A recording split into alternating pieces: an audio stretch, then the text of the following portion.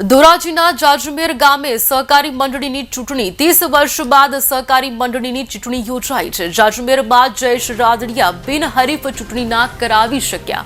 30 વર્ષ બાદ સહકારી અધિકારીની નિરીક્ષક હેઠળ ચૂંટણી યોજાઈ છે। શાંતિપૂર્ણ મતદાન વચ્ચે 55% મતદાન નોંધાયું છે। બે પેનલ અને 13 સભ્યો વચ્ચે લડાઈ, જ્યારે બપોર બાદ ચૂંટણી અધિકારી દ્વારા વિજેતા જાહેર કરવામાં આવશે। आज रोज जाजमेर जूथ सहकारी मंडली